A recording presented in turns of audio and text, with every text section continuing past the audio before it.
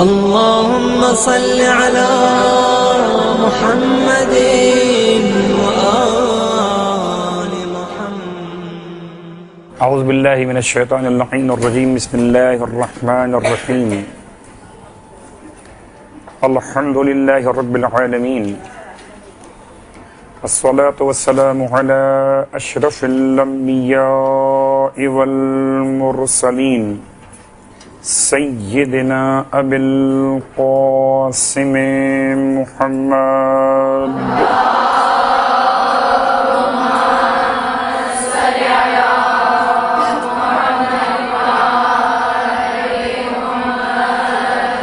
وعلى أهل بيته الطيبين الطاهرين واللعنة الدائمة على أعدائهم أجمعين.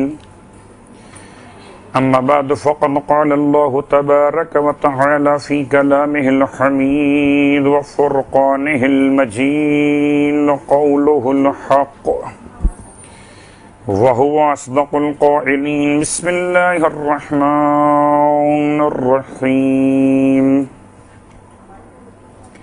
ولا تنكحوا المشركات حتى يؤمن ولا أمة مؤمنة خير من مشركة ولو أعجبتكم. ولا تنكحوا المشركين حتى يؤمنوا ولا عبد مؤمن خير من مشرك ولو أعجبكم. أولئك يدعون إلى النار والله يدعو إلى الجنة والمغفرة بإذنه ويبين آياته للناس لعلهم يتذكرون.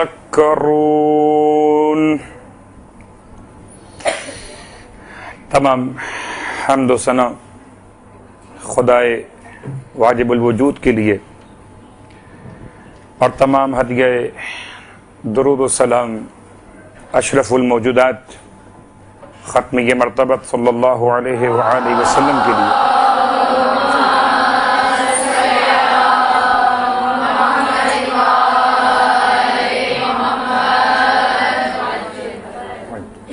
اور آپ کی آل طاہرہ کے لیے. اما بعد، السلام علیکم ورحمۃ اللہ وبرکاتہ. ایتها الطالبات، آپ کی خدمت میں اس عنوان کے اعتبار سے لب کشائی کر رہا ہوں. وہ عنوان معاشرتی اعتبار سے ایک انتہائی اہمیت کا حامل عنوان، اسلامی اعتبار سے اس عنوان کی اہمیت پر تو احادیث اور آیات سے استفادہ کریں گے انشاءاللہ العزیز. یقیناً اس عنوان کے دو پہلو، ایک پہلو سراسر جذبات، خواہشات اور تمناؤں کا، دوسرا پہلو سراسر تعلیم، تعلم اور رضا خدا کے حصول کا. یعنی شادی بیاہ کے مسائل ہوں یا نکاح کا عنوان ہو، اس کے اخلاقیات پر، اس کے فقہی احکامات پر توجہ انشاءاللہ ہمارے عنوان کے اعتبار سے گفتگو میں شامل ہوگی.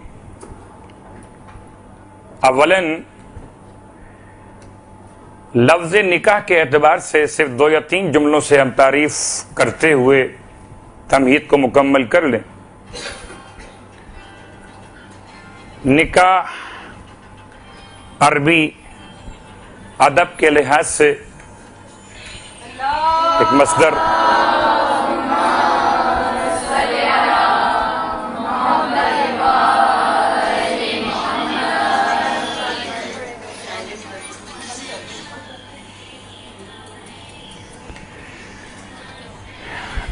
لغت کے لحاظ سے اس کے معنی دو انداز سے کیے گئے. ایک مطلقاً ایگریمنٹ کی عقد اور دوسرے کا تعلق جذبات اور خواہشات کی تکمیل، یعنی ازدواج کی حقیقی صورت. گویا آپ یوں کہہ سکتے کہ رخصتی کے بغیر بھی لفظ نکاح کا استعمال عقد کے عنوان میں ہوتا ہے. رخصتی کے ساتھ نکاح کا عنوان عقد کے ساتھ ساتھ ازدواجی تعلقات میں اس کو شامل کیا جاتا ہے. لغت قرآن مجید میں لفظ نکاح کا استعمال ویسے تو خود لفظ نکاح کے اعتبار سے 3 مقامات پہ ہوا، مگر ان مقامات کی وضاحت کیے بغیر ہم تلاش کرتے ہیں نکاح کے مسائل پر سورہ مبارکہ البقرہ آیت نمبر 221. پہلا جملہ ہے وَلَا تَنْكِحُوا الْمُشْرِكَاتِ. یہاں پر اس کی وضاحت سے پہلے عربی ادب کے اعتبار سے اس کو 2 طرح سے استعمال کیا جاتا ہے. ایک ثلاثی مجرد کے اعتبار سے، ایک ثلاثی مزید فی کے اعتبار سے. اگر افعال کے حوالے سے اس کے استعمال پہ غور کیجئے تو یہ 2 انداز سے استعمال ہوگا.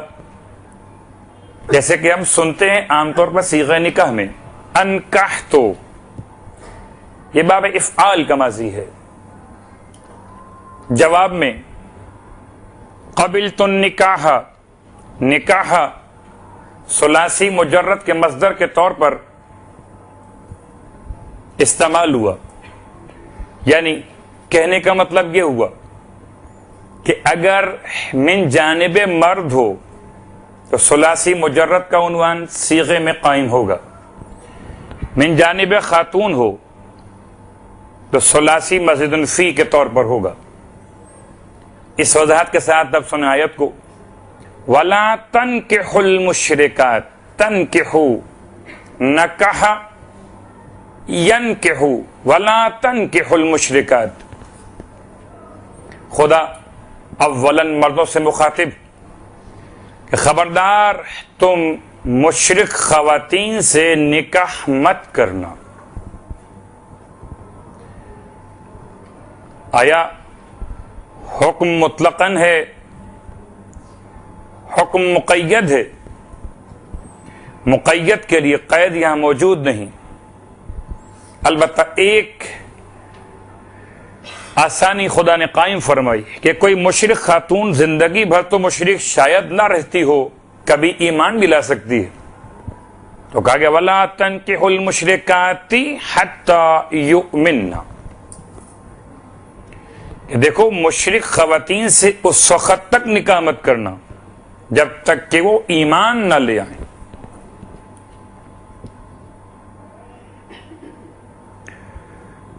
وَلَا أَمَةٌ مُؤْمِنَةٌ خَيْرٌ مِّن مُشْرِكَةٍ وَلَوْ أَعْجَبَتْكُمْ.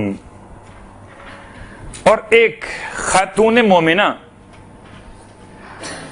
ایک مشرک عورت کے مقابلے میں زیادہ بہتر ہے. خدا کا اعلان وَلَوْ أَعْجَبَتْكُمْ، اگرچہ تمہیں وہ مشرک عورت زیادہ بہتر ہی کیوں نہ لگتی ہو. اعجبتکم، اچھا لگنا، خوبصورت دکھائی دینا، پسند آ جانا. وَلَوْ أَعْجَبَتْكُمْ کا ترجمہ موضوع کے اعتبار سے کیا جا رہا. ایک خاتون مومنہ بہتر ہے ایک مشرک عورت کے مقابلے میں، چاہے وہ مشرک عورت تمہارے نزدیک خوبصورت، پسندیدہ تمہارے لیے، اس کے باوجود قرآن کا واضح اعلان کہ وَلَا تَنْكِحُوا الْمُشْرِكَاتِ حَتَّى يُؤْمِنَّ.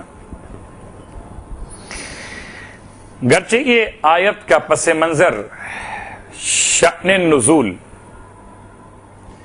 ایک ایسے مسلمان مرد کے بارے میں ہے، اس کا نام ہے مرصد، میم رے سے اور دال، مرصد۔ یہ مسلمان مرد سرکار ختم یہ مرتبہ صلی اللہ علیہ وآلہ وسلم کے صحابی، اللہم صلی علی محمد وعلی محمد وعجل فرجہ،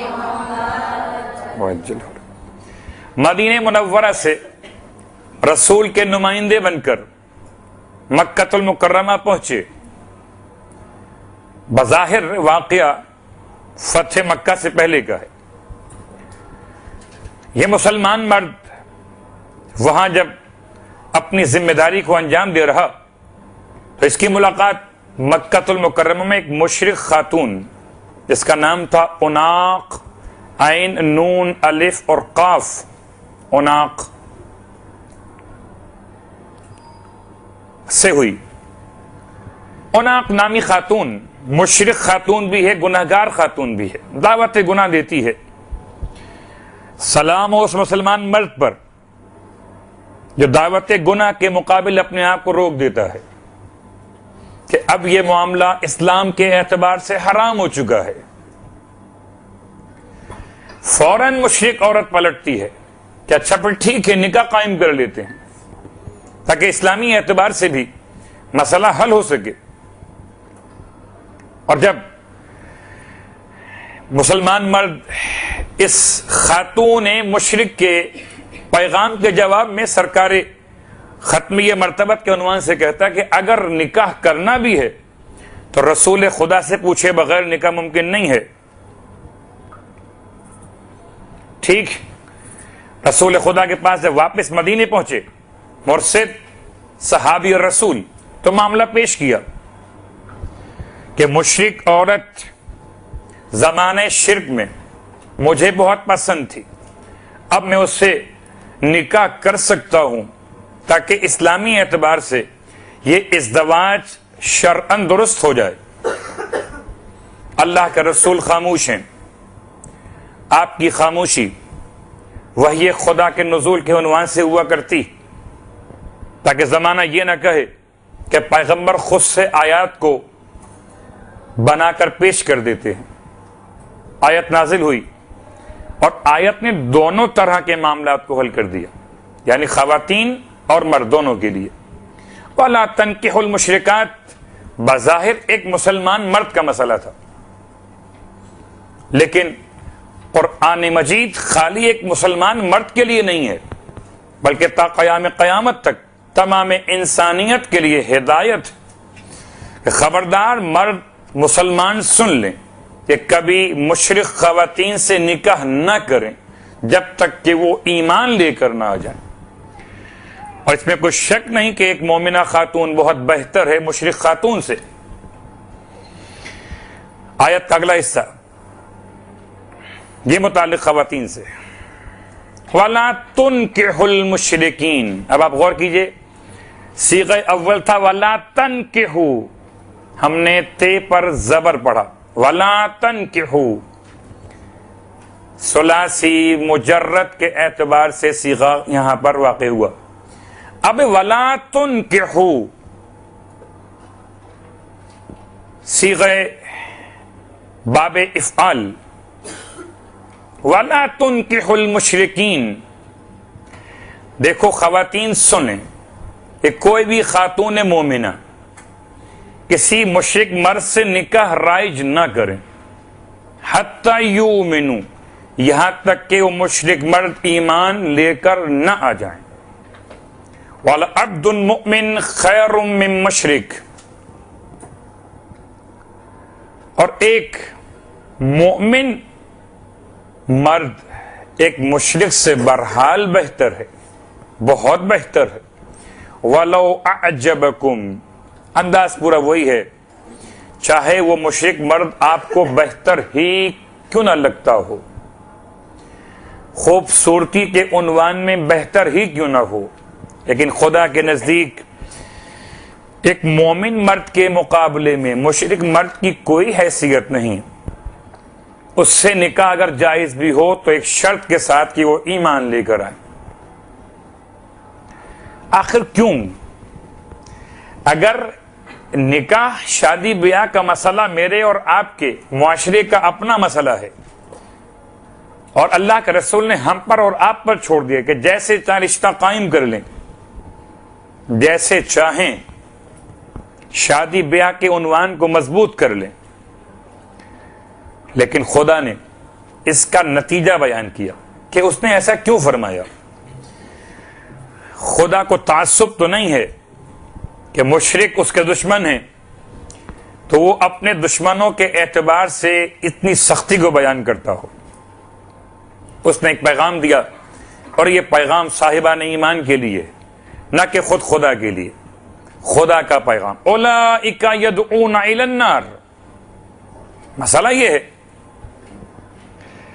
کتنا حسین انداز ہے آیات قرآن کا کہ کوئی فلسفہ پوچھے یا نہ پوچھے، لاجک معلوم کرنا چاہے یا نہ کرنا چاہے، خدا بہتر جانتا ہے کہ کس زمانے میں کوئی ذہن اس مسئلے کو قبول کرنے کے لیے خدا سے ہی دلیل کا مطالبہ کر دے، تو خدا نے پہلے ہی دلیل کو عطا فرما دیا۔ اولئک یدعون الی النار، کہ یہ لوگ دعوت دیتے ہیں جہنم کی طرف۔ کون لوگ؟ مشرک لوگ، چاہے مرد ہوں یا عورتیں۔ ان کی دعوت، ان کا بلانا، ان کا راستہ، ان کی قربت، ان کی محبت انسان کو جہنم سے قریب کرتی ہے۔ واللہ یدعو الی الجنۃ والمغفرۃ باذنہ، اور اللہ دعوت دیتا ہے جنت کی جانب اور اپنے اذن کے ساتھ مغفرت کی جانب۔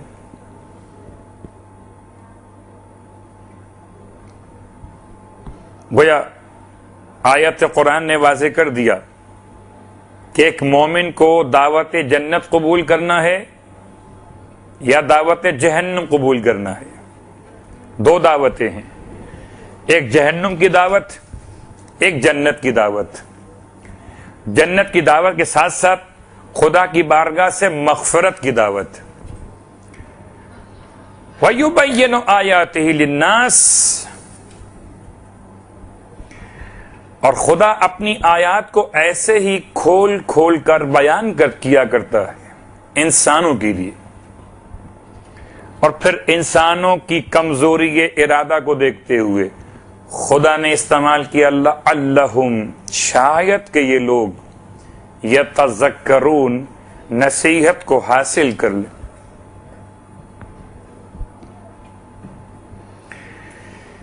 بھئی اب نکاح کے مسئلے پر استخارے سے پہلے، مشورے سے پہلے، اپنے ذہنی ارادے سے پہلے ہمیں قرآن سے پوچھنا چاہیے کہ آیا قرآن نے نکاح کے مسئلے کو صیغہ امر و صیغہ نہی کے اعتبار سے بیان کر دیا کہ کس سے کرنا ہوگا اور کس سے نہ کرنا ہوگا؟ اب اگر آیت یہ بتاتی کہ مشرک مردوں سے اور عورتوں سے نکاح قائم نہ کیا جائے جب تک کہ وہ ایمان لے کر نہ آ جائے، تو کہیں تو قرآن نے یہ بیان کیا ہوگا کہ پھر کس سے نکاح کیا جائے۔ اس آیت کو تلاش کرتے ہیں تو سورہ نساء آیت نمبر 3 درمیان کا ایک حصہ پڑھ رہا ہوں۔ اس سے پہلے اور اس کے بعد میں تفصیلات موجود ہیں، اور گرچہ یہ تفصیلات ایک مخصوص موضوع کے اعتبار سے ہیں، یتیم بچیوں کی کفالت اور ایسے میں کفالت کرنے والے مرد کی جانب سے ان بچیوں سے عقد کا مسئلہ، اس عنوان کو اپنے مقام پر رکھتے ہوئے ایک فارمولہ یہاں پیش کیا گیا، چاہے وہ ان یتیم بچیوں کے بارے میں ہو یا دیگر خواتین کے بارے میں ہو۔ فَانْكِحُوا مَا طَابَ لَكُم مِّنَ النِّسَاءِ،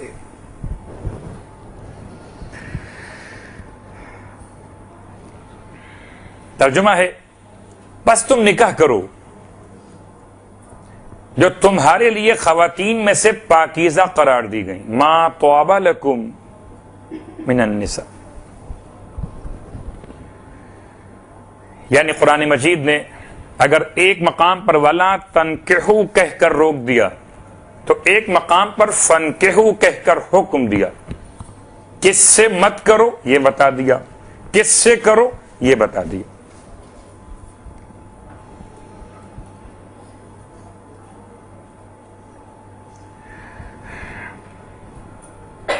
لفظ توبہ واقعاً انسان اگر تصور کرے تو اتنا حساس مسئلہ ہمارے عقائد اور رسومات کے اعتبار سے لفظ عقائد کا استعمال میں نے جو کیا بزبان عوام کیا کہ جہاں عقیدتوں کو عقائد کہہ کر لوگ اپنے آپ کو بدل لیتے ہیں، حالانکہ عقیدہ اور ہے اور عقیدت اور ہوتی ہے. عقیدت کسی بھی شے کے بارے میں ہو سکتی ہے، عقیدہ وہی ہے جو بس محمد و آل محمد کی بارگاہ سے عطا ہوا. اللہم صلی اللہ علیہ وسلم.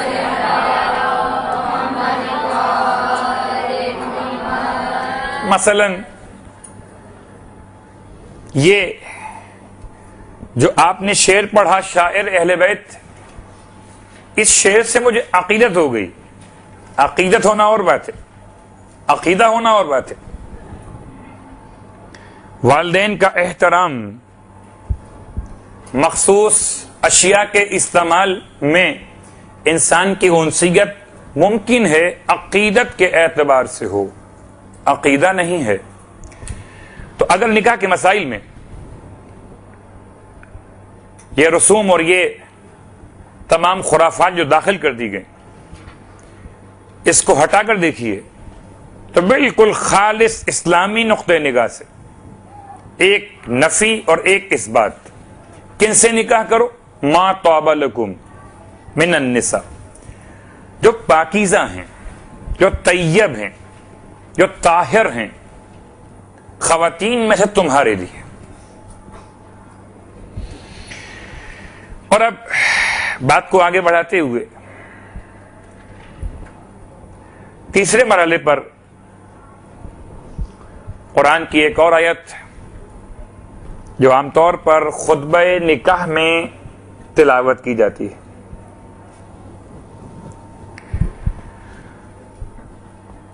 فی الحال اس آیت کے اعتبار سے الفاظ آیت اور اس کا ترجمہ اور یہ جو میں نے آپ سے بار بار صیغے کا عنوان بیان کیا وہ انکحوا الایام، سورہ نساء میں فنکحوا ہے، یہاں وانکحوا الایام منکم والصالحین من عبادکم وامائکم ان یکونوا فقراء یغنہم اللہ من فضلہ واللہ واسع علیم. اس کا ریفرنس لکھ لیجئے تاکہ آپ قرآن سے آیت کو نوٹ کر سکیں. سورہ نور سورہ نمبر 24 آیت نمبر 32، 24ویں سورے کی 32ویں آیت. نام ہے سورہ نور، الفاظ آیت کا ترجمہ ہے ایامہ کہتے ہیں غیر شادی شدہ مردوں اور عورتوں کو. تو قرآن کا جملہ ہے کہ اپنے درمیان تمام غیر شادی شدہ مردوں اور عورتوں کے نکاح کر دیجئے.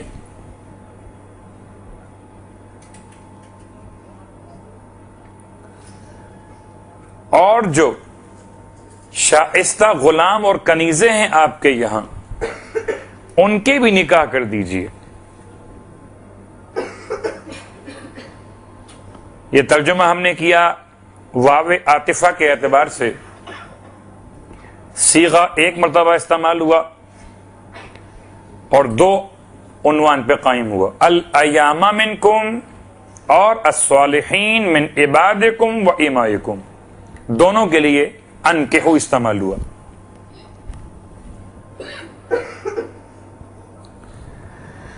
عباد جمع ہے عبد کی، اماء جمع ہے امتن کی، کنیز اور غلام، صالحین شائستہ عمل صالح کو انجام دینے والے یعنی پرہیزگار.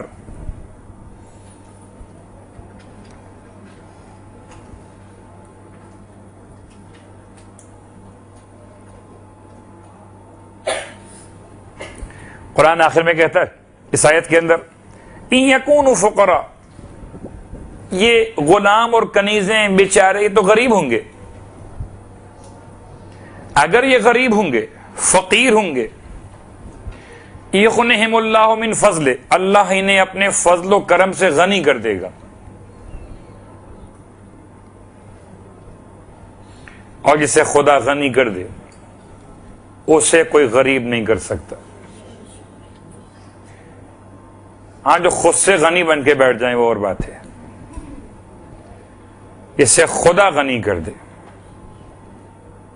واللہ واسع علیم، اللہ وسعت پیدا کرنے والا ہے، اللہ جاننے والا ہے.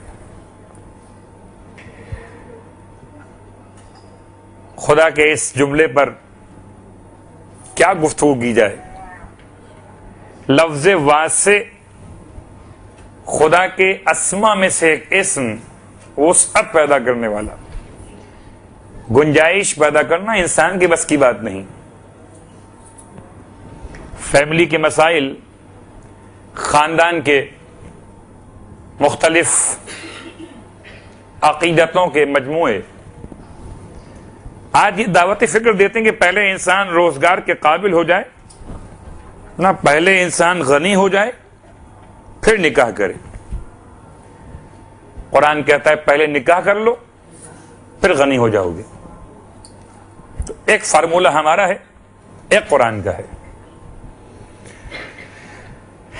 عجیب بات ہے، ہم نکاح کرتے ہیں اپنے فارمولے کے اعتبار سے اور آیت پڑھتے ہیں خدا کے اعتبار سے.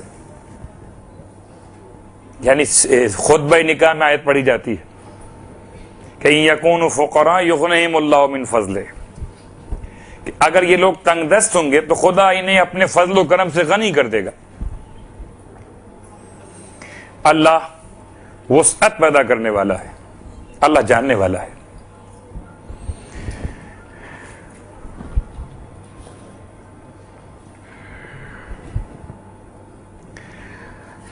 اس کے بعد اسی کے ذیل میں ایک روایت معصوم کی، جس کا حوالہ دو کتابوں سے مل سکتا ہے، اصول کافی سے بھی اور وسائل الشیعہ سے بھی.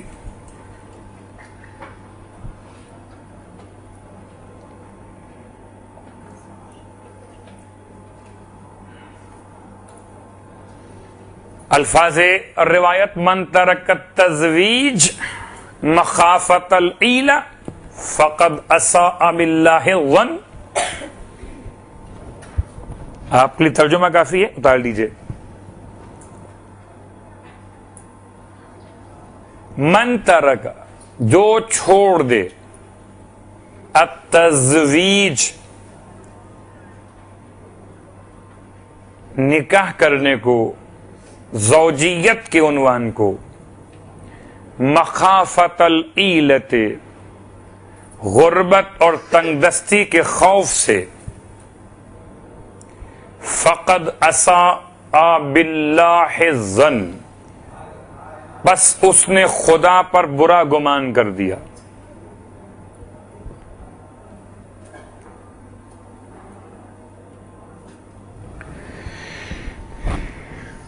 بہت سے سوالات و جوابات بھی اس میں آنے والے ہیں. فی الحال تو ہم نے ان آیات پر توجہ کی اور اس روایت پر جو متعلق نکاح سے آپ کی خدمت میں بیان کیے گئے. اب آئیے غور کرتے ہیں کہ سب سے بہترین سب سے کامل ترین نکاح کی مثال کیا ہے؟ یعنی کوئی آئیڈیل، کوئی تصوراتی شخصیات ہوں کہ جن کو ہم اپنے لیے آئیڈیل بنا سکتے ہو. گرچہ آج تاریخ ولادت باسعادت امام حسن عسکری علیہ الصلوۃ والسلام بھی ہے. اللہم صلی علی محمد.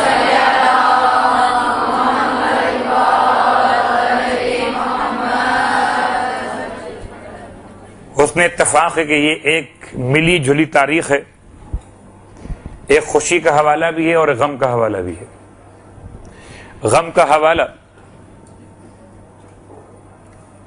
حضرت معصومہ قم سلام اللہ علیہا کی وفات کا اعتبار ہے. اللہم صلی اللہ علیہ وسلم.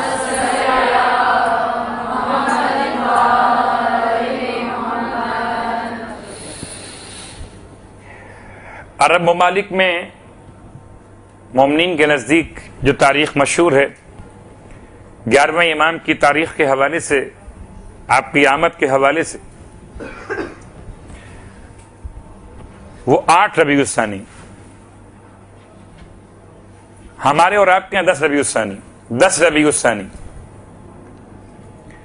بی بی کے عنوان سے وفات کی تاریخ بیان کی گئی. بہرحال ایک معصوم کی آمد اور ایک معصومہ کی وفات. معصومہ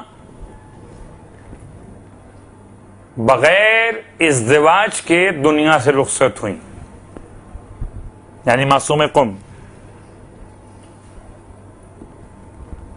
وہ ایک الگ موضوع ہے.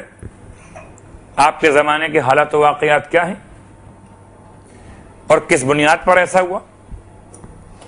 البتہ اس میں کوئی شک نہیں کہ ازدواج کے مسئلے پر ہمارے پاس معصومین کے مکمل پیغامات، عملی صورتحال موجود ہے. اور اس میں اگر فضائل کے باب سے دیکھیے تو صرف ایک کپل ایسا ہے جو بے مثال ہے، بایمانہ کہ دونوں ہی معصوم ہیں. عام طور پر چہاردے معصومین کا مسئلہ ہو یا انبیاء کا ہو، ایک طرف معصوم ہے، ایک طرف غیر معصوم ہے، سوائے ایک مخصوص رشتے کے جس کے لیے نہ نام لینے کی ضرورت ہے نہ تعارف کی حاجت. اس نکاح کا عنوان،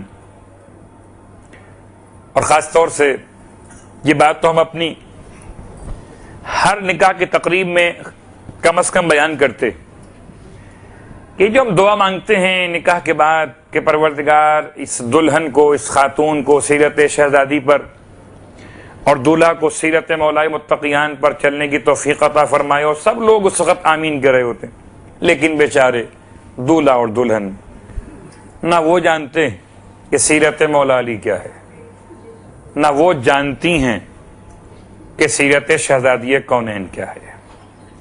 خالی آمین کہہ دینے سے تو بات نہیں بنتی. اگر خالی آمین کہہ دینا کافی ہوتا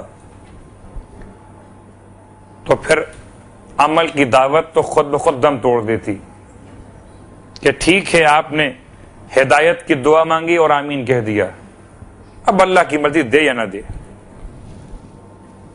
نہیں، بلکہ انسان کو ہر دعا کے ساتھ عملی اقدام کی بھی حاجت ہوتی ہے. شاید اسی لیے فرمان معصوم بھی واضح ہے کہ بغیر عمل کے دعا مانگنے والا بالکل ایسے جیسے بغیر کمان کے تیر چلانے والا. تیر کمان ہاتھ میں نہیں ہے اور اس کے بغیر چاہتا کہ تیر نشانے پر لگ جائے، یا یوں کہہ لیجیے کہ جس سے تیر کو فائر کیا جاتا ہے وہ ہاتھ میں نہیں ہے. آج کے لحاظ سے ہم کہہ سکتے کہ ہاتھ میں بلٹ تو ہے مگر گن نہیں ہے، پسٹل نہیں ہے. چلائیے اسے پھر آپ. یہ دعا بالکل ایسی ہے. آپ نے آمین کہا, سب نے آمین کہا, لیکن اس کو میں کیا کہوں کہ ہمارے ممبروں سے فضائل معصوم کو بہت بیان کیا گیا, مگر فضائل بطور فضائل رہے, فضائل بطور کردار بہت کم بیان کیے گئے. آج کے جوان کو نہیں معلوم کہ مولا گھر میں کیسے ہوتے تھے, اسے اتنا معلوم ہے کہ جنگ میں کیسے ہوتے تھے, اسے اتنا معلوم ہے کہ مسجد میں کیسے ہوتے تھے, مسجد میں, محراب میں, میدان جنگ میں. یہ تو اتنا زیادہ پڑھا گیا مولا کے بارے میں کہ سب کو یاد ہو گیا. کس کو یاد نہیں ہوگا, ہر سال سنتے ہیں. تو نوبت یہ آ گئی ہے کہ بعض ممالک کے رہنے والے اب یہ کہنے لگے کیا ہر سال وہی ایک واقعہ ریپیٹ کرنے میں وقت ضائع نہیں ہوتا؟ اللہ یعوذ باللہ من ذالک. بہرحال جیسے جیسے انسان کی ذہنی صلاحیت, جیسی تربیت, ویسے اس کے سوالات بھی ہوتے ہیں کہ ایک سال سن لیا کربلا کا واقعہ, اب ہر سال ریپیٹ کرنے کا کیا فائدہ ہوگا؟ واقعا یورپ کی نسل کو کیا بتائیے گا, امریکنز ماحول میں رہنے والوں کیا بتائیے گا کہ ثواب کیا ہوتا ہے؟ بلکہ شاید مجھے اگر صحیح یاد ہو, علامہ سید ابن حسن جارچوی علی اللہ مقامہ, وہ عظیم عالم دین جن کی قبر مبارک امام بارگاہ IRC میں بنی ہوئی, یہ پورا ادارہ انہی کے نام سے اسلامک ریسرچ سینٹر کے عنوان سے بنا. ریسرچ سینٹر ہے, وہ الگ موضوع ہے کہ آج کل وہاں پہ کیا ہوتا ہے, ریسرچ کس عنوان سے ہوتی. ان کے الفاظ, وہ خطبہ اور علماء سے مخاطب تھے, یا یوں کہیے کہ وہ تبلیغ کرنے والے افراد سے مخاطب تھے کہ اگر آپ نے اپنی مجالس میں موجودہ زمانے کے جوانوں کے مسائل کو شامل نہ کیا تو یاد رکھیے آپ کی مجلس میں سوائے فارغ ہو جانے والے افراد کے لوگ شرکت کرنا چھوڑ دیں گے جب انہیں اپنے مسائل کا حل نہیں ملے گا.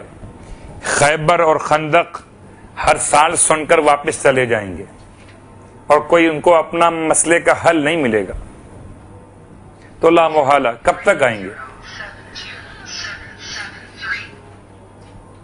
کب تک ثواب حاصل ہوگا؟ اس اعتبار سے ان کی بات آج بالکل, شاید پاکستان میں تو بہت کم ابھی شروع ہوئی, باہر تو ہو چکی. تو مولا گھر میں کیسے ہوتے تھے؟ تو آئیے مولا متقیان علی ابن ابی طالب علیہ السلام کے حوالے سے, اللہم صلی علی محمد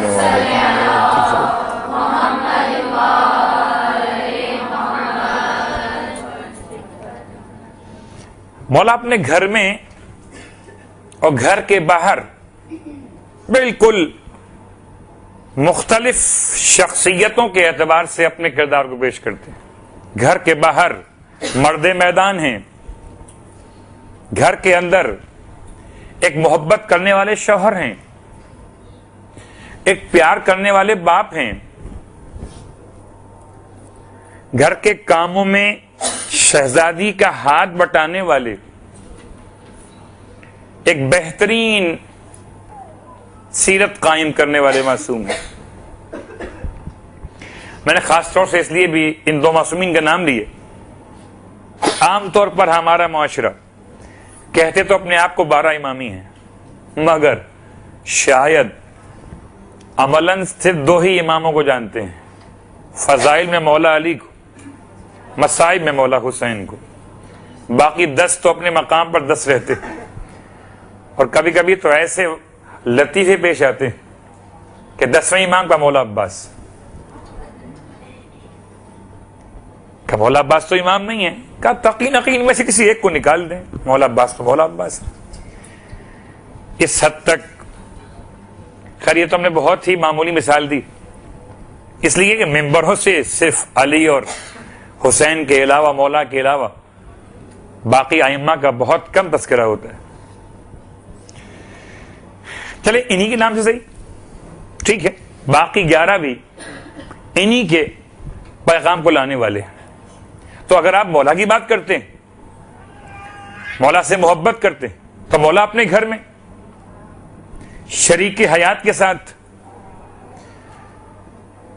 اس انداز سے تھے کہ اللہ کے رسول ایک مرتبہ گھر میں داخل ہوئے، دیکھا کہ دونوں بیٹھے ہوئے چکی کے دستے کو چلاتے ہیں اور جو یا گندم پیس رہے ہیں. آپ نے اصول اسلام کے لحاظ سے سلام کا آغاز کیا، سلام کا جواب معصومین نے دیا، استقبال کیا، اٹھ کے کھڑے ہو گئے. پھر آپ نے مسکراتے ہوئے فرمایا کہ آپ میں سے جو تھک گیا ہو میں اس کے مقام پر بیٹھ جاتا ہوں تاکہ اس عمل میں بھی شریک ہو جاؤں. بہت مشہور واقعہ ہے،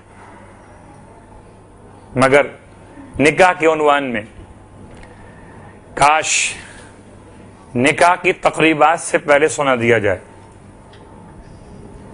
یعنی میں یہ کہہ کر کبھی کبھار افسوس کرتا ہوں کہ ایک 4-5 لاکھ کی نئی گاڑی، چھوٹی گاڑی، جب تک انسان ڈرائیونگ نہ سیکھے اسے دی نہیں جاتی کہ کہیں ایکسیڈنٹ نہ کر دے، اپنا نقصان نہ کر لے. بغیر تربیت کے جب انسان ایک گاڑی ہینڈل نہیں کر سکتا تو بغیر تربیت کے بقائے نسل کا عنوان قائم کیسے کرے گا؟ ہم سمجھتے ہیں شاید ہمارے جذبات کی تسکین کا نام ہے، نہیں، بلکہ ہمارے اور آپ کے اس عمل سے رسول کا ایک مسلمان آنے والا، ہمارے اور آپ کے اس عمل سے امام جعفر صادق کا شیعہ آنے والا، کیسا ہوگا وہ؟ اللہم صل.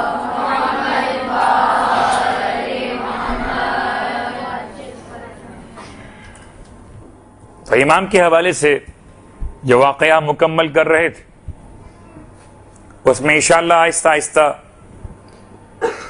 کچھ اور باتیں بیان ہوں گی، مسائل کو بھی لے کر آئیں گے، مگر آج کی حد تک اس عنوان کو مکمل کرنا ہے کہ امام نے اس سے پہلے کہ اللہ کے رسول کے سوال کے جواب میں شہزادی خود سے کچھ کہیں، آپ نے اس میں پہل فرمائی اور فرمایا کہ بنت رسول زحمت محسوس کر رہی ہوں گی، یہ تھک چکی ہیں. اور اس کے بعد اللہ کے رسول اپنی بیٹی کے مقام پر بیٹھ گئے. باپ ہو تو ایسا کہ اپنی بیٹی کو گھر میں کام کرتا ہوا دیکھے تو اپنی بیٹی کی حمایت نہیں کرتا، اپنے داماد کے مسئلے کو بیان نہیں کرتا، بلکہ دونوں سے مخاطب ہوتا. تم میں سے کون تھک گیا؟ ورنہ آج کا باپ اپنی بیٹی کو کام کرتا ہوا دیکھ لے، وہ بھی چکی چلانا. آج کے آسان ترین دور میں تو خیر وہ سیرت کی بات رہی ہی نہیں. اب تو کوئی کام مشکل ہی نہیں ہے، کام تو آسان ہو گئے، گھر کے کام تو آسان ہو گئے، مگر بچوں کی تربیت مشکل ہو گئی. اس زمانے میں گھر کے کام مشکل تھے، تربیت آسان تھی. آج تربیت مشکل ہے، گھر کے کام آسان ہے.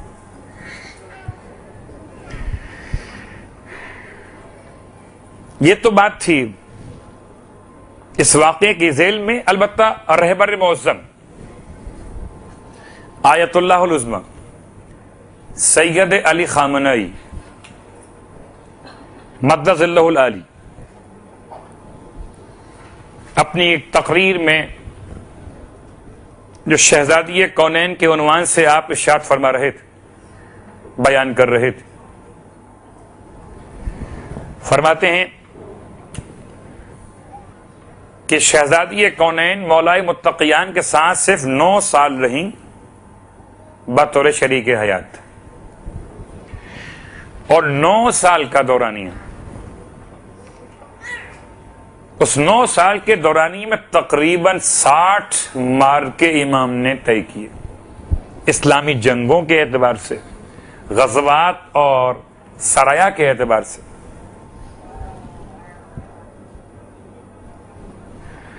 اور ان میں سے اکثر میں امام کی شرکت۔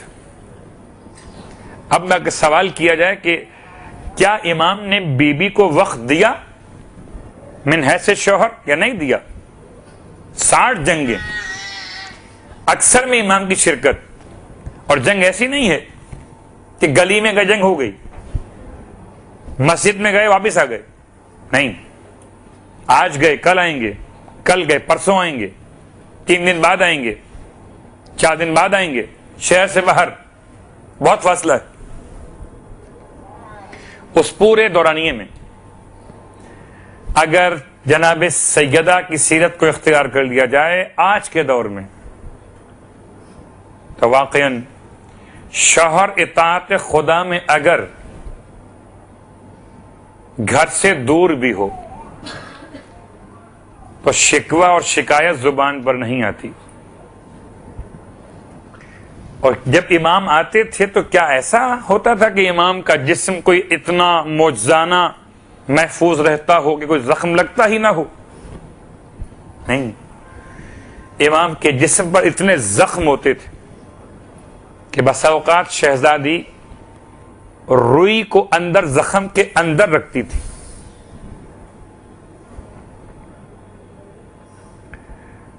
آپ کو تو معلوم ہے مجالس کے اعتبار سے کہ بسا اوقات امام بغیر زرہ پہنے ہوئے بھی جنگ فرما لیا کرتے تھے، بسا اوقات اپنے مقصد کی اہمیت کے پیش نگاہ اپنے جسم کی حفاظت کا خیال چھوڑ دیا کرتے تھے۔ مجھے تلوار لگتی ہے تو لگ جائے مگر رسول خدا محفوظ رہ جائے۔ ایسا شوہر گھر میں زخمی ہو کے آتا ہے تو شریک حیات تو کہہ سکتی ہیں یہ کیا روز روز کا مسئلہ ہے؟ کیا بابا کو کوئی اور نہیں ملتا کہ جن کو بھیج دیں؟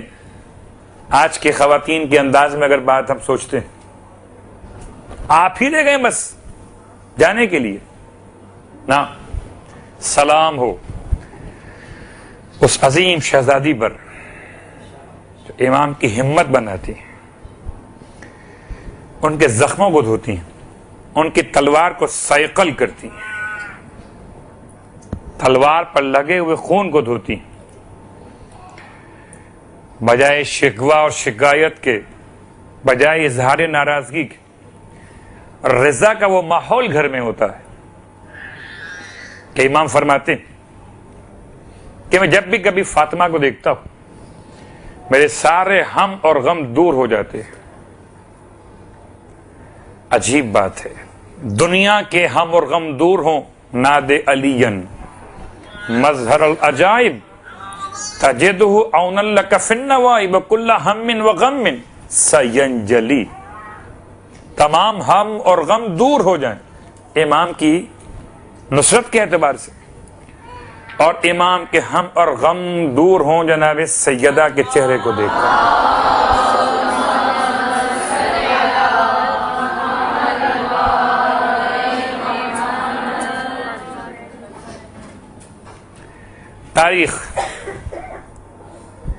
تاریخ اطاعت خدا کے اعتبار سے ایک اور بیوی کی مثال پیش کرتی ہے۔ اس بیوی کا نام خاندانی اعتبار سے معصومین کے یہاں آنے والی خواتین کوئی بہت زیادہ ایسا نہیں تھا کہ معصوم ہی خاندان کی ہوں، بلکہ بسا اوقات تو کنیزیں بھی امام کی بارگاہ میں آئی ہیں۔ جب امام نے ان کو شرف بخشا ہے اور خدا نے ان کو صاحب اولاد کیا ہے، حجت خدا ان کی آغوش میں اتار دیے گئے، تو کچھ تو خاص بات تھی۔ ان کنیزوں میں. اگر آج کی خاتون اپنے آپ کو کنیز کہہ کر چاہے کہ ہم کنیز ہو کر کیا کر سکتے ہیں، تو یاد رکھے حتیٰ کہ مختلف ائمہ کی والدہ محترمہ کنیز تھیں، اور کنیز ہو کر بھی اتنی با کردار تھیں، ایک معصوم کی ماں بننے کا شرف حاصل ہو گیا. تو کنیز ہونا تو عیب نہیں ہے. ایک کنیز جناب سارہ سلام اللہ علیہ کی، اللہم صلی علی محمد.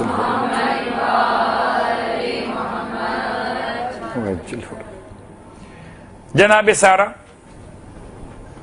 سرزمین شام پر جناب ابراہیم علیہ السلام کی شریک حیات اور آپ کی کنیزوں میں شامل جناب ہاجرہ کو بخش دیا اپنے شوہر کی خدمت کے لیے. یہ آپ کے حرم میں داخل ہو گئیں. خدا نے صاحب اولاد کیا، سارہ سے پہلے ہاجرہ کو صاحب اولاد کر دیا. عجیب سی بات ہے، جو خاندان نبوت کی خاتون ہیں ان کے اولاد نہیں ہوئی بھی، جو کنیز صاحب اولاد ہو گئی. جناب اسحاق بعد میں پیدا ہوئے، اسماعیل پہلے پیدا ہوئے. اور جب اسماعیل پیدا ہو گئے تو جناب ابراہیم علیہ السلام نے ان کو خدا کے حکم سے مکہ المکرمہ منتقل کیا.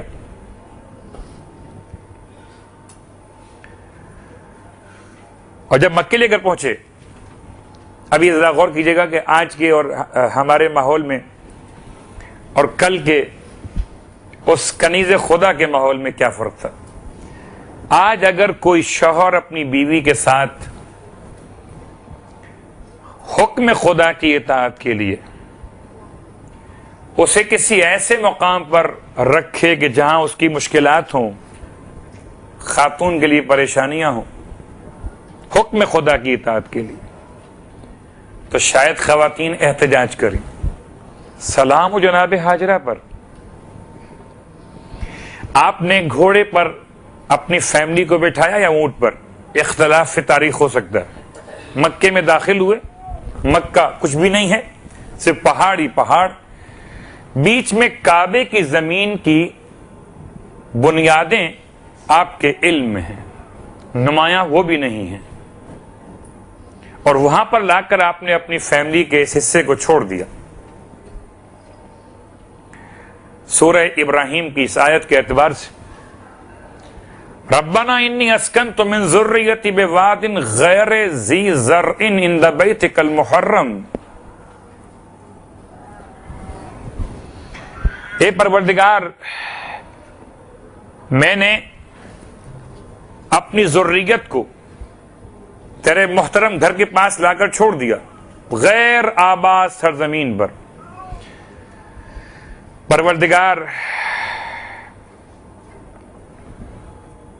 تیرے محترم گھر کے پاس. اب آگے آیت کو روکتا ہوں.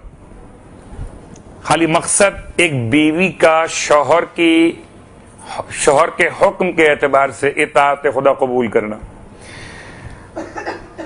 جناب ہاجرہ کو اتارا سواری سے، بچہ ان کی گود میں دیا، ایک مشکیزہ پانی، ایک کپڑے میں بندھا ہوا تھوڑا سا کھانا آپ کے حوالے کیا، اور آپ نے سواری کو موڑ لیا واپس جانے کے لیے. پہاڑیوں کے بیچ میں نہ آدم نہ آدم زاد، نہ چرند نہ پرند، نہ پانی پہ زندہ رہنے والے مخلوق خدا. جب آپ جانے لگے، کتنا حساس مسئلہ ہے کہ ایک تو بڑے عرصے بعد خدا نے ابراہیم علیہ السلام کو صاحب اولاد کیا، پھر جس خاتون کو ماں بنا دیا اس کا مقام شوہر کی نگاہ میں کتنا بلند ہو گیا کہ یہ خاتون خدا نے مجھے اس سے صاحب اولاد کیا ہے. مگر جب آپ جانے لگے تو پوچھا جناب ہاجرہ نے کہ خلیل خدا مجھے اکیلا چھوڑ دیا، کس کے پاس چھوڑ دیا؟ ایک بچے کو لیے ہوئے، شیر خوار بچہ، ایک مشکیزہ پانی، اور کہاں مکہ اور کہاں سرزمین فلسطین، شامات کا علاقہ جہاں آپ کا اپنا گھر تھا۔ آپ نے ایک ہی جواب دیا کہ ہاجرہ حکم خدا یہی ہے کہ تمہیں یہاں اکیلا چھوڑ دوں۔ یہ سننا تھا کہ جناب ہاجرہ نے سر جھکا دیا، اگر حکم خدا یہی ہے تو مجھے کوئی اعتراض نہیں ہے۔ اگر ہاجرہ ہو کر حکم خدا کے لیے بے آب و گیا میدان میں بغیر پانی اور بغیر دانہ کے، بغیر خوراک کے، خدا پر توکل کرتے ہوئے زندہ رہ سکتی محبت ابراہیم کے ساتھ، تو کوئی بھی خاتون حکم خدا کے لیے، اطاعت شوہر کے لیے مثل ہاجرہ ہو سکتی ہے۔ البتہ مولا متقیان علی ابن ابی طالب علیہ السلام کا وہ جملہ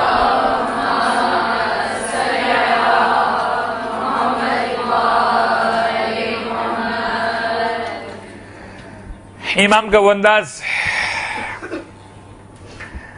فرماتے میں نے کبھی فاطمہ کو ناراض نہیں کیا،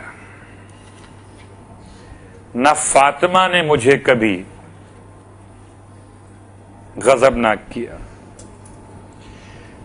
اس کو نفسیاتی لحاظ سے میں یہ کہتا ہوں کہ شریف خاندانوں میں شاید سرد جنگ آج بھی ہو رہی ہے۔ ہمارے یہاں دو مسئلے ہیں، ایک مذہبی لوگ ہیں، ایک اسلامی لوگ ہیں۔ ماشاءاللہ گھر میں مجلس ہوتی ہے، جلوس نکلتا ہے، بڑے مذہبی لوگ ہیں اور اسلامی نہیں ہیں۔ کیا مطلب؟ مذہبی ہونا اور ہے، اسلامی ہونا اور ہے۔ اندازہ کیسے ہوگا؟ سجدے کا نشان بھی ہے، نمازی بھی ہیں، روزہ بھی رکھتے، حج بھی کر کے آ گئے، اور شاید کبھی کبھی خمس بھی نکال دیتے ہو۔ مذہبی تو ہیں، اسلامی نہیں ہیں۔ صرف نماز بطور عادت پڑھی جائے تو مذہب تو ہے، اسلام نہیں ہے۔ اور روزہ سب کے ساتھ مل کر شرکت کے عنوان سے رکھ لیا جائے تو مذہب تو شاید ہو، اسلام نہیں ہوگا۔ کیا مطلب؟ آپ ماشاءاللہ طالبات مسلسل علماء سے پیغامات سنتے رہنے کے بعد اشارہ کافی۔ اور روزہ لعلکم تتقون، نماز، الصلاۃ قربان کل تقی، نماز ہر متقی شخص کے لیے خدا سے قربت کا عنوان ہے۔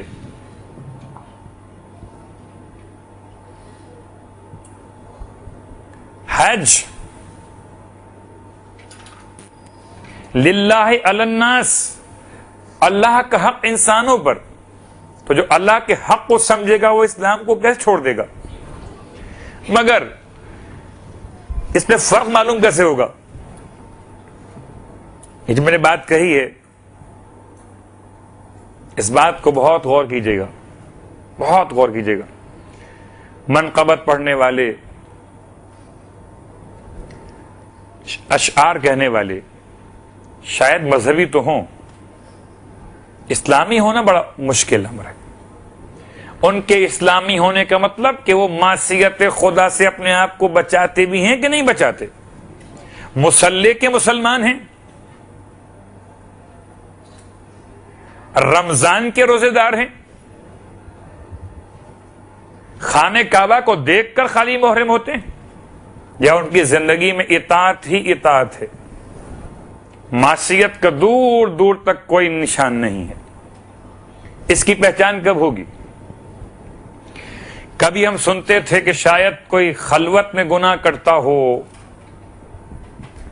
تو اس گناہ کا عنوان اور اثر الگ ہوتا ہے. آج تو گناہ شادی اور بیاہ کے مسائل میں خلوت میں نہیں جلوت میں ہوتے. یعنی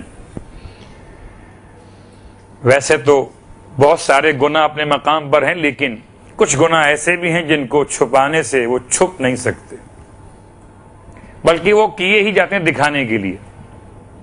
چھپانے کے لیے تو وہ کیے ہی نہیں جاتے. مثلا مرد کا مسئلہ اگلے درس میں آئے گا. رات کو بھی اتفاق سے نگاہ میں تھے اور ایک بڑا مومن بچہ، اس نے نکاح کے لیے اپنی داڑھی کو صاف کر دیا. شاید مطالبہ ہو، یہ منہ طالبہ ہے، اور واقعاً قیامت میں منہ دکھانے قابل نہیں ہے، اس لیے کہ نکاح کی رسم ہماری اور آپ کی گڑھی ہوئی کوئی روایت نہیں ہے، سنت رسول خدا ہے. اور سنت کو سنت کے لحاظ سے انجام دینا چاہیے.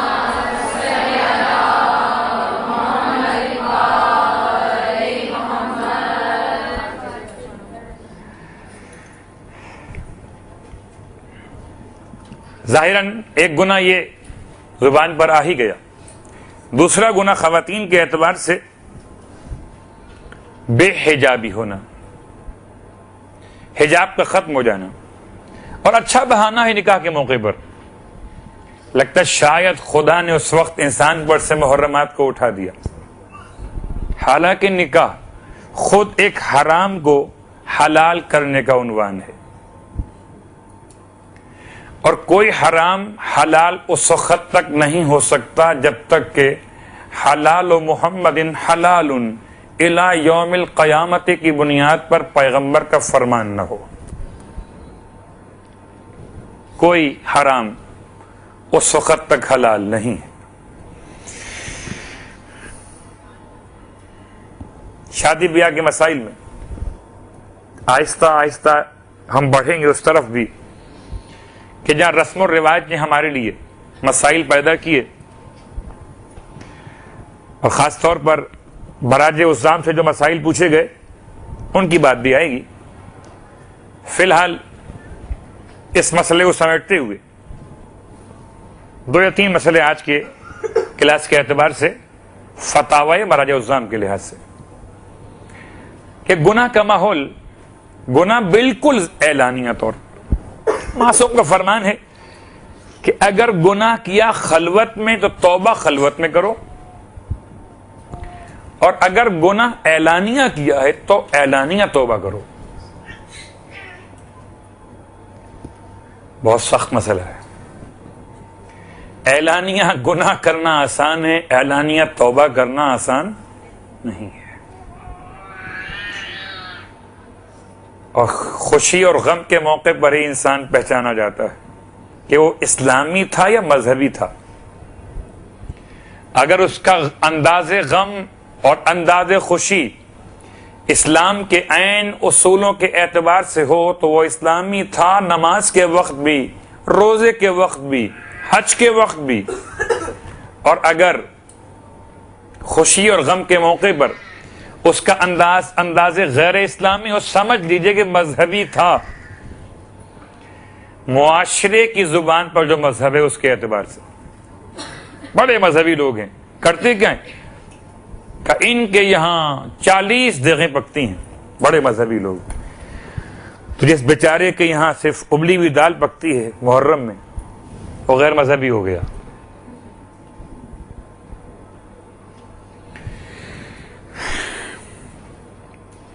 جناب سارا خاتون کے حوالے سے، جناب حاجرہ کے حوالے سے کچھ اشارے آج مکمل ہوئے. اور اس سے پہلے کہ ہم مسائل کے باب میں قدم رکھیں، صرف ایک جملہ سرکار ختم یہ مرتبہ صلی اللہ علیہ وآلہ وسلم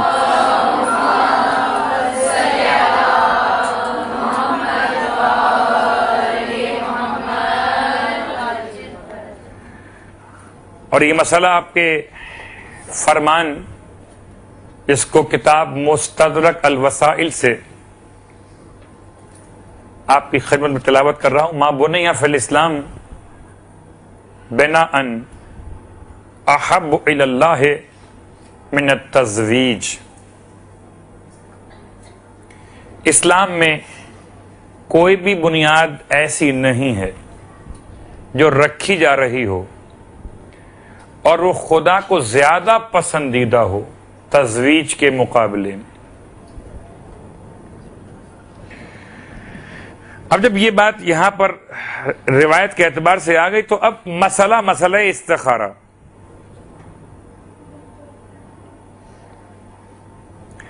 اولاً ابھی بات ہو رہی تھی استخارے کے اعتبار سے کہ استخارہ کرنا چاہیے یا نہیں.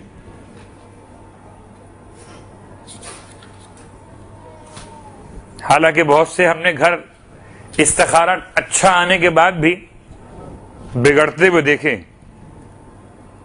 اور بہت سے گھر بغیر استخارہ کے سجتے ہوئے دیکھے. اس کا مطلب کیا ہوا؟ خدا نہ خواستہ استخارے کی توہین مراد نہیں ہے، بلکہ استخارے کے اعتبار سے افہام و تفہیم مراد ہے. اصل میں دو پارٹیز، دو فریقین، دو افراد کے درمیان ایک ایگریمنٹ ہو رہا ہے. مثلا مجھے کتاب بیچنا ہے، انہوں نے کتاب خریدنا ہے.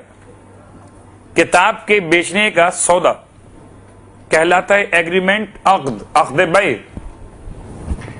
عقد بیع میں دونوں اپنے اپنے مفاد کو دیکھتے ہیں. میں دیکھتا ہوں کہ کتاب مارکیٹ میں اگر بیچنے جاؤں بکے گی مثلا 10 روپے کی، یہاں بک رہی ہے 2 روپے مزید مل رہے ہیں، مجھے 12 کی بک رہی ہے. وہ سمجھتے ہیں کہ یہ کتاب اگر میں مارکیٹ سے لوں گا تو یہ ایڈیشن اب ختم ہو گیا، نہیں ملے گا مجھے، لہذا 12 میں ہی صحیح ان سے خرید لوں کہ میرے پاس اس کتاب کی بہت شدید ضرورت ہے، مجھے مل جائے گی. مطلب یہ ہوا کہ ممکن ہے کہ ایک طرف سے استخارہ بہتر ہو، ایک طرف سے استخارہ منع ہو. مگر اس ٹکراؤ کی بات کو بیان کرنے سے پہلے سوال ہے، آیا برائے باسخ دادن بخواستگار رختر استخارہ کردن، کیا بیٹی کے رشتے کے جواب میں استخارہ کر کے جواب دینا ان مقامات میں سے کہ جہاں پہ استخارہ کیا جاتا ہے؟ آیت اللہ بہجت کا جواب ہے استخارے کا مورد بعد میں ہے، پہلے تحقیق ہے، مشورہ ہے، اس کے بعد استخارہ ہے. آیت اللہ العظمی سید علی سیستانی دام ظلہ الوارف فرماتے ہیں کہ بیٹی کا رشتہ اگر آیا ہو تو استخارہ کر کے جواب دینا زیادہ مناسب ہے. استخارہ مناسب است، یہ آپ کا جواب ہے. فقہی اعتبار سے استخارہ مناسب ہے، استخارہ بہتر ہے، لیکن کب؟ جبکہ ہم نے اپنی شرعی ذمہ داری کو پورا کر لیا. استخارہ بڑا اچھا آیا مگر طلاق ہو گئی، لوگوں نے پکڑ لیا استخارہ دیکھنے والے مولانا صاحب کو. آپ نے دیکھا تھا، ہم نے استخارہ دیکھا تھا، ہم نے آپ کا کردار نہیں دیکھا تھا. رشتے کردار پر چلتے ہیں، استخارے پہ نہیں چلتے. بسا اوقات لوگ ضد کرتے، استخارہ منع آ گیا، کب مولانا بدل لو، کسی اور سے کرا لو جس سے ہاں جائے. اصلاً میری شرعی ذمہ داری کیا ہے؟ ذمہ داری پہلے خود غور و فکر، آیا کف ہیں یا نہیں، یہ دونوں آپس میں الثانی مشورہ، بروایت معصوم فرماتے ہیں کہ اگر کسی نے ازدواج کیا مال اور جمال کے لیے تو یاد رکھیں خدا اسے مال اور جمال کے ہی حوالے کر دیتا ہے۔ یہ جملہ میرا پڑھنا تو آسان ہے، آپ کو سننا بھی آسان ہے۔ مال اور جمال کے حوالے کر دینے کا مطلب کیا ہے؟ کہ خدا اپنی سرپرستی کو اٹھا لیتا ہے۔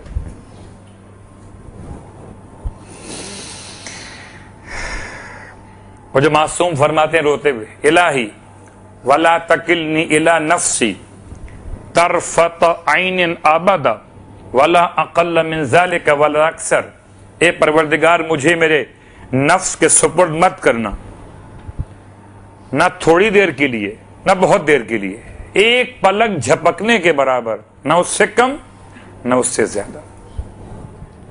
تو خدا ایسے انسان کو مال اور جمال کے ہاتھوں پہ چھوڑ دیتا ہے۔ اب جو مال کا انجام ہوگا وہ اس کا ہوگا، جو جمال کا انجام ہوگا وہ اس کا ہوگا۔ امام فرماتے ہیں ہاں رشتہ اگر ایمان اور دین کی بنیاد پر کیا گیا ہو تو ایمان اور دین کی بنیاد پر رشتہ مستحکم رہتا ہے۔ عام طور پر ہمارے یہاں دین اور ایمان کو رکھتے ہیں تھرڈ نمبر پر، پہلے جمال پھر مال۔ جب بنیاد ہی کمزور ہو تو استخارہ کیا کرے؟ جب آپ کی نیت میں فساد ہو تو مولانا صاحب کیا کریں؟ یہ تو آپ جا کر کسی معصوم سے بھی استخارہ کروا لیں، تب بھی اگر ارادہ اور نیت ٹھیک نہ ہو تو انجام طلاق پر جائے گا ہی جائے گا۔ کبھی ایسا ہو سکتا ہے کہ استخارہ طرفین میں مختلف آ جائے۔ خیر بہت ڈیپ میں نہیں جاؤں گا، استخارے کا الگ عنوان شاید پورا گھنٹہ ہمارا صرف کروا دے۔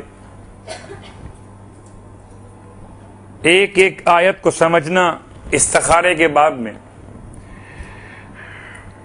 استخارہ خود کرنا، تسبیح سے کرنا، قرآن فال سے کرنا، نماز پڑھ کر کرنا، سرکار سید الشہداء کے حرم میں جا کر کرنا، وہ الگ موضوعات ہے۔ صرف ایک اختلافی مسئلے کا جواب، اتفاق سے ابھی نیچے بات بھی ہو رہی تھی کہ ایک کہاں آ گیا ایک کا نہ آ گیا، اب کیا کریں؟ ہاں والا کہتا ہے مجھے تو کرنا ہی کرنا ہے، استخارہ اچھا آ گیا۔ نہ والا کہتا ہے مجھے نہیں کرنا ہے، استخارہ مانا آ گیا۔ نتیجہ شادی نہیں ہوگی۔ اس لیے نہیں ہوگی کہ شادی کسی ایک طرفہ مسئلے کا یا معاملے کا نام نہیں، دو طرفہ ہے۔ جب تک طرفین تیار نہ ہو، عین ممکن ہے کہ کتاب بیچنے والے کے لیے کتاب بیچنا زیادہ بہتر ہو، کتاب خریدنے والے کے لیے کتاب خریدنا بہتر نہ ہو۔ میں نے استخارہ کر کے آپ کو کتاب پیش کی بیچنے کے لیے، میرا استخارہ اچھا آیا تھا، آپ نے استخارہ کیا، آپ کا استخارہ منا گیا، انجام کیا ہوا؟ یہ کتاب نہیں بکے گی پھر۔ جیسے ایک مثال کتاب کی، ایسے مثال رشتہ ازدواج کی۔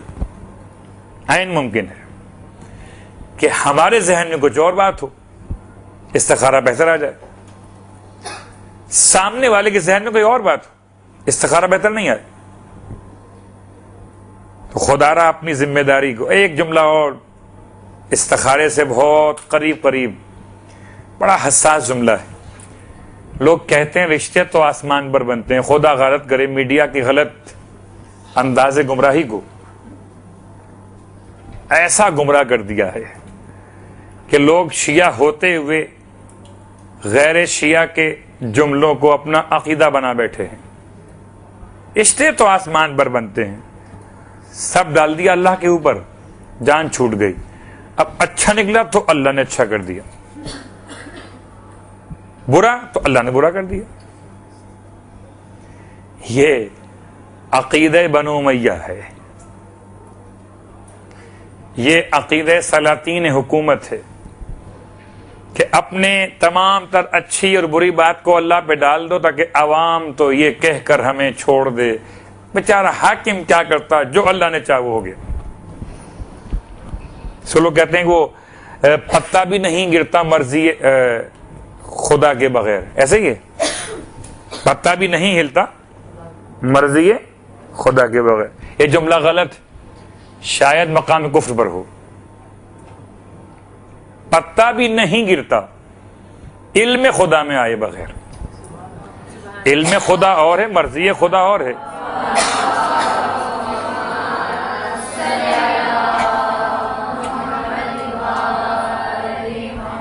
بھلا کیسے ممکن ہے کہ خدا کی مرضی ہو کہ ظلم ہو، خدا کی مرضی ہو کہ فرعون بنے،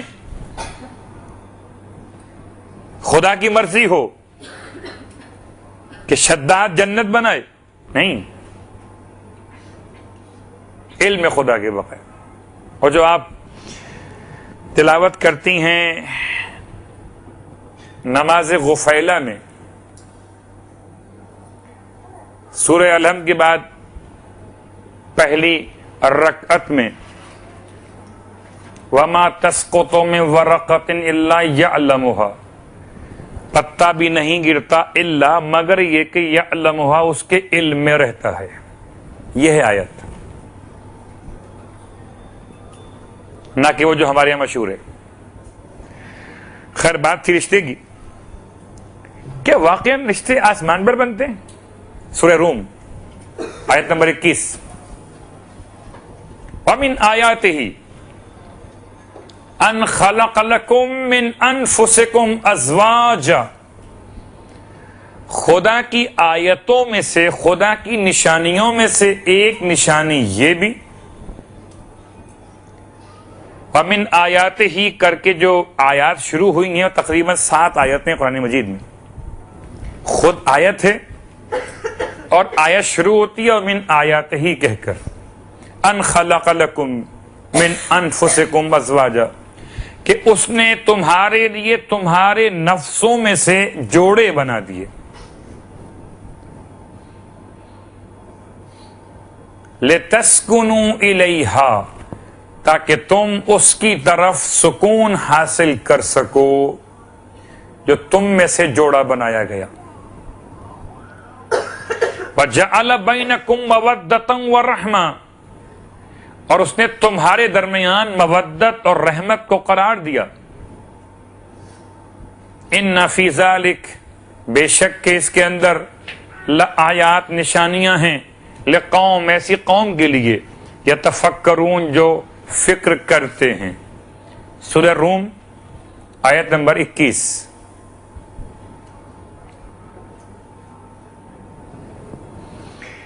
آیت کا ترجمہ آپ نے سن لیا، خدا نے جوڑے بنائے ہیں، رشتے نہیں بنائے۔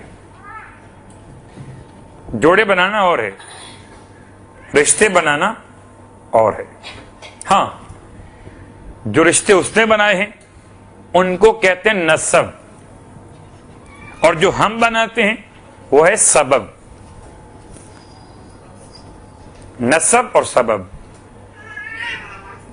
میرے والد، میری والدہ، رشتہ نسبی، میری بہن، میرے بھائی، میری اولاد، رشتہ نسبی۔ میں کسی کا داماد، میری بہن کسی کی بہو، میری شریک حیات، رشتہ سببی، جو کسی سبب سے وجود میں آتا ہے، پیدائشی نہیں ہوتا۔ اس کا مطلب پیدائشی رشتے خدا بناتا ہے اور غیر پیدائشی رشتے انسان خود بناتا ہے، اور خود بھی نہیں بناتا بلکہ سنت پہ عمل کرتا ہے۔ تو اب اگر کوئی یہ معاشرے میں رائج کرنا چاہے کہ رشتے آسمان پر بنتے ہیں، اسے بتا دیجئے کہ بس ایک رشتہ آسمان پر بنا تھا، نہ اس سے پہلے کوئی بنا، نہ اس کے بعد کوئی بن سکے گا، کہ جس کا نکاح بھی آسمان پر ہوا، اس میں دولہا معصوم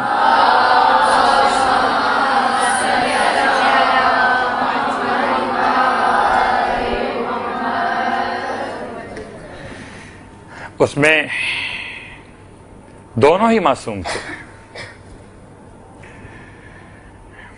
آئیے اسی کے ساتھ ہم اپنی بات کو آج کے لیکچر کی حد تک سمیٹ لیں کہ ایک اس مسئلے شادی اور بیاہ کے پر کتنے اثرات ہمارے گناہوں کے واقع ہوتے ہیں. ہم سمجھتے شاید یہ توبہ استغفار کافی ہو جائے گی. اسراف ایک گناہ، پیسے کے ضیاع کے عنوان سے، رزق کی توہین، غنا کے عنوان سے، نامحرموں کے سامنے انسان کے بے حجاب آ جانے سے ان گناہوں کے اثرات طلاق تک رشتے کو پہنچا دیتے ہیں. اور اگر طلاق اور خلا تک بات نہ بھی پہنچے تو گھر میں جنت نظیر ماحول نہیں بن پاتا. لوگ ڈرتے ہیں کہ قمر در اقرب میں نکاح نہ کریں، بہت خوف کھاتے ہیں کہ نحس اکبر کی تاریخ میں نکاح قائم نہ کریں. ہائے بیچارے یہ لوگ نحس اکبر سے بچتے ہیں، اعمال حرام سے نہیں بچتے.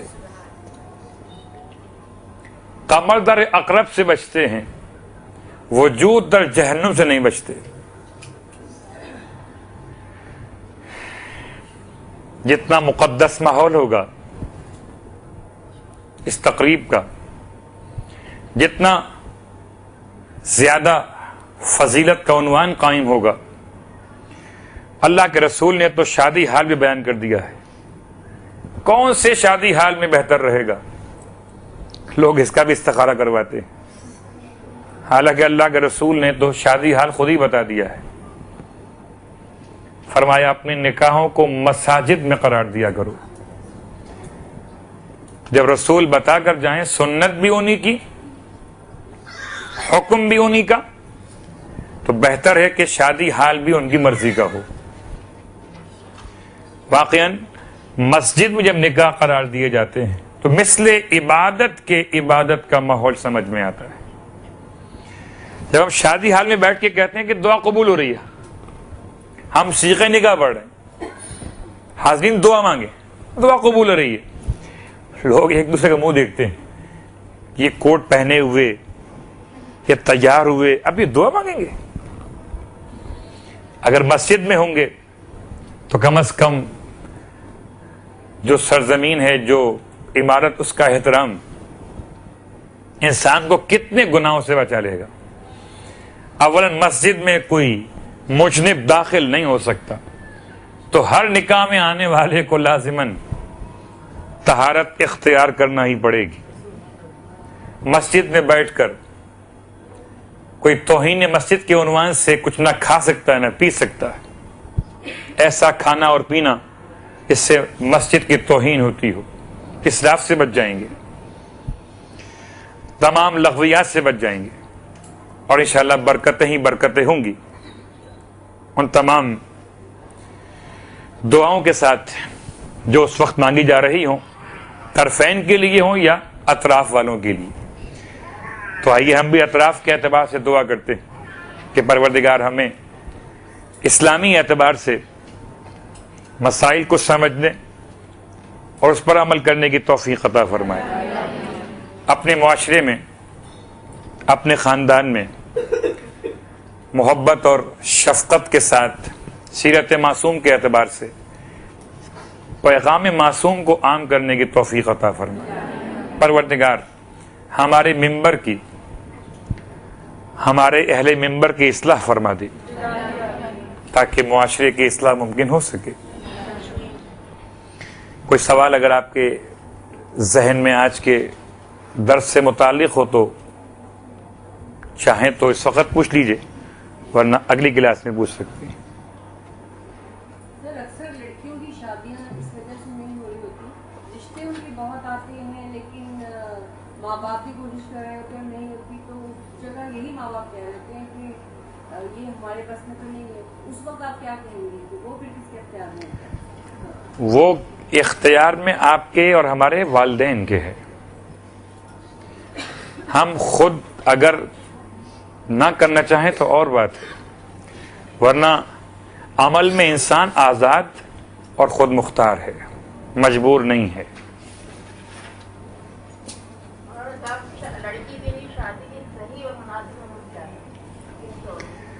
آج کے ماحول کے اعتبار سے شرعاً تو اس کی عمر وہی ہے جو سن بلوغت ہے، البتہ تربیت کے اعتبار سے کم از کم اس قابل ہو چکی ہو کہ اگر اس کی آغوش میں اولاد پلے تو وہ امام کا سپاہی بن سکے.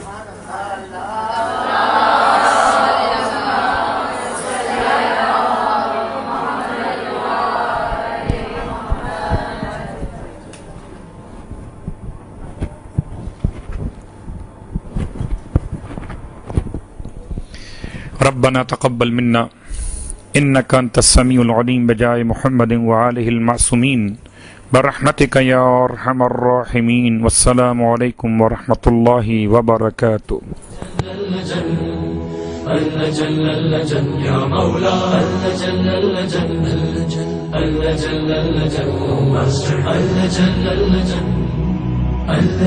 يا صاحب السماء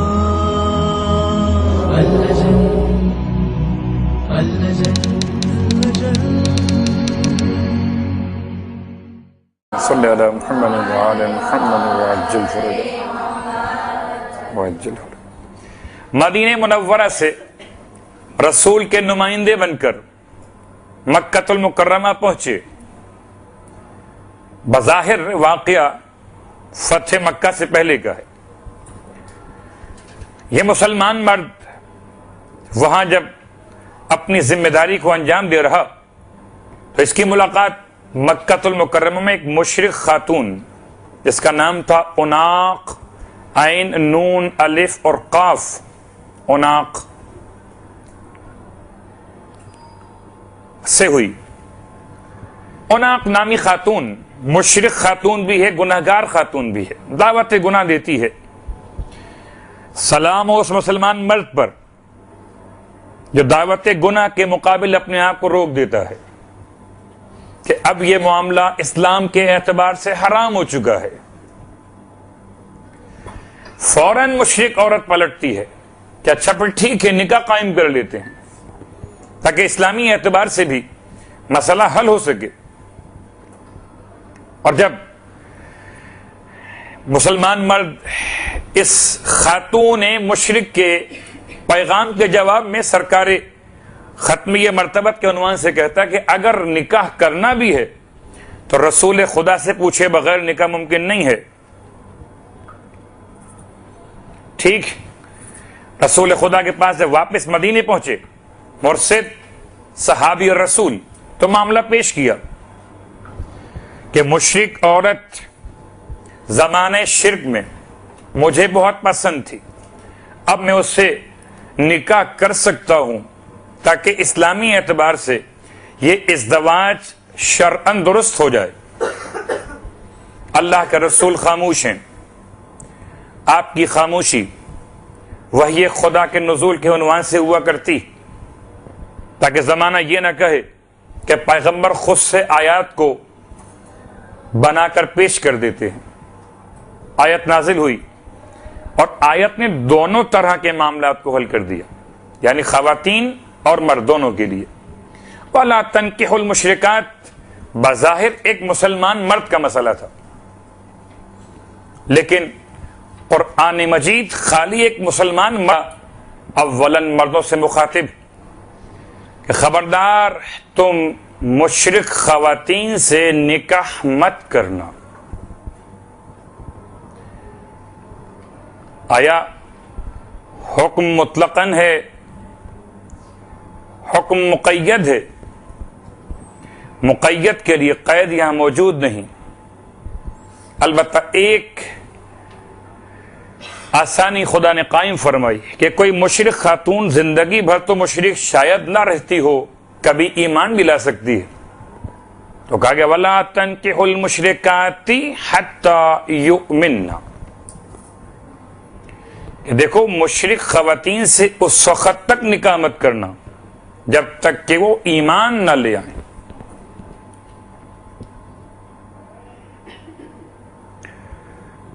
وَلَا أَمَةٌ مُؤْمِنَةٌ خَيْرٌ مِّن مُشْرِكَةٍ وَلَوْ أَعْجَبَتْكُمْ.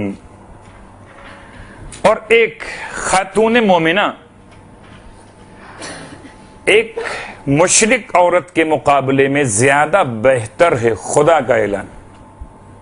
وَلَوْ أَعْجَبَتْكُمْ، اگرچہ تمہیں وہ مشرک عورت زیادہ بہتر ہی کیوں نہ لگتی ہو. اعجبتکم، اچھا لگنا، خوبصورت دکھائی دینا، پسند آ جانا. وَلَوْ أَعْجَبَتْكُمْ کا ترجمہ موضوع کے اعتبار سے کیا جا رہا. ایک خاتون مومنہ بہتر ہے ایک مشرک عورت کے مقابلے میں، چاہے وہ مشرک عورت تمہارے نزدیک خوبصورت، پسندیدہ تمہارے لیے، اس کے باوجود قرآن کا واضح اعلان کہ وَلَا تَنْكِحُوا الْمُشْرِكَاتِ حَتَّى يُؤْمِنَّ. گرچہ یہ آیت کا پس منظر شأن نزول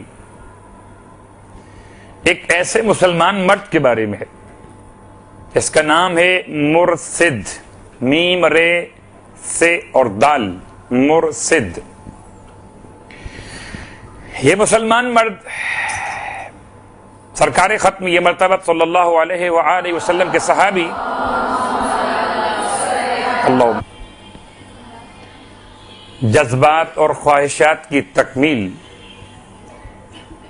یعنی ازدواج کی حقیقی صورت. گویا آپ یوں کہہ سکتے کہ رخصتی کے بغیر بھی لفظ نکاح کا استعمال عقد کے عنوان میں ہوتا ہے. رخصتی کے ساتھ نکاح کا عنوان عقد کے ساتھ ساتھ ازدواجی تعلقات میں اس کو شامل کیا جاتا ہے. لغت قرآن مجید میں لفظ نکاح کا استعمال ویسے تو خود لفظ نکاح کے اعتبار سے 3 مقامات پہ ہوا، مگر ان مقامات کی وضاحت کیے بغیر ہم تلاش کرتے ہیں نکاح کے مسائل پر سورہ مبارکہ البقرہ آیت نمبر 221. پہلا جملہ ہے وَلَا تَنْكِحُوا الْمُشْرِكَاتِ. یہاں پر اس کی وضاحت سے پہلے عربی ادب کے اعتبار سے اس کو 2 طرح سے استعمال کیا جاتا ہے، ایک ثلاثی مجرد کے اعتبار سے، ایک ثلاثی مزید فی کے اعتبار سے. اگر افعال کے حوالے سے اس کے استعمال پہ غور کیجئے تو یہ 2 انداز سے استعمال ہوگا. جیسے کہ ہم سنتے ہیں عام طور پر صیغہ نکاح میں انکحتو، یہ باب افعال کا ماضی ہے. جواب میں قبلت النکاح، نکاح ثلاثی مجرد کے مصدر کے طور پر استعمال ہوا. یعنی کہنے کا مطلب یہ ہوا کہ اگر من جانب مرد ہو تو ثلاثی مجرد کا عنوان صیغے میں قائم ہوگا، من جانب خاتون ہو تو ثلاثی مزید فی کے طور پر ہوگا. اس وضاحت کے ساتھ اب سنیں آیت کو. وَلَا تَنْكِحُوا الْمُشْرِكَاتِ، تَنْكِحُوا نَكَحَ يَنْكِحُوا وَلَا تَنْكِحُوا الْمُشْرِكَاتِ. خدا اللهم صل على محمد وآل محمد. اعوذ باللہ من الشیطان اللعین الرجیم. بسم اللہ الرحمن الرحیم. الحمد للہ رب العالمین، الصلاة والسلام على اشرف الانبیاء والمرسلین سیدنا ابی القاسم محمد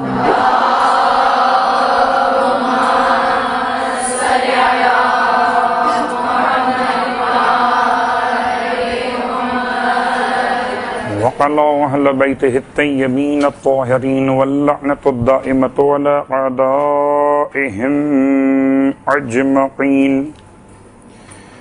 أما بعد فقد قال الله تبارك وتعالى في كلامه الحميد وفرقانه المجيد قوله الحق وهو أصدق القائلين. بسم الله الرحمن الرحيم. ولا تنكحوا المشركات حتى يؤمن ولا أمة مؤمنة خير من مشركة ولو أعجبتكم ولا تنكحوا المشركين حتى يؤمنوا ولا عبد مؤمن خير من مشرك ولو أعجبكم أولئك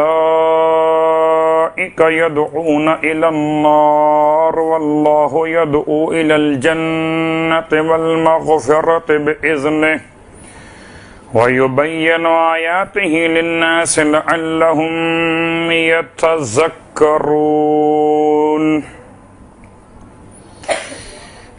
تمام حمد و ثنا خدائے واجب الوجود کے لیے اور تمام ہدیہ درود و سلام اشرف الموجودات ختمیہ مرتبت صلی اللہ علیہ وآلہ وسلم کے لیے.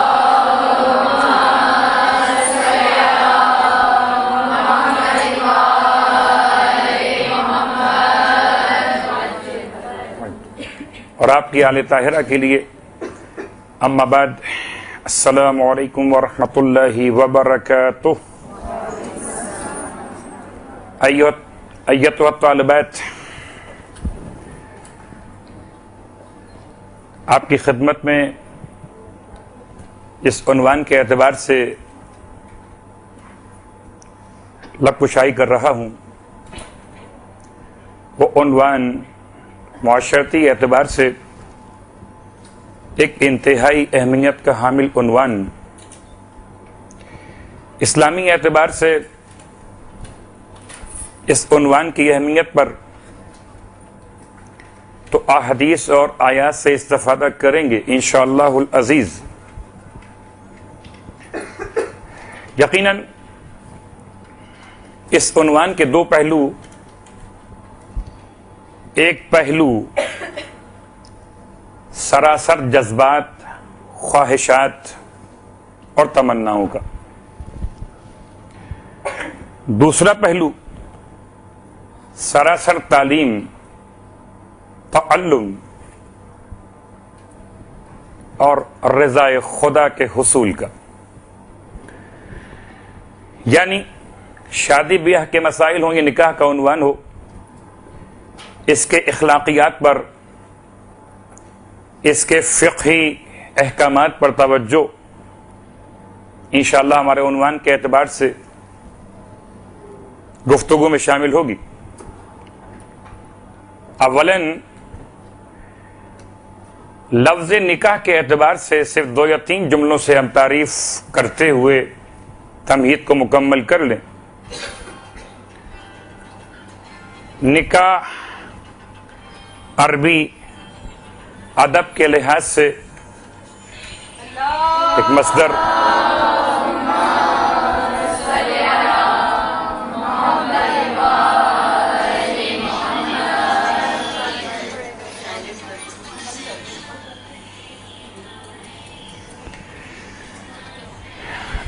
لغت کے لحاظ سے اس کے معنی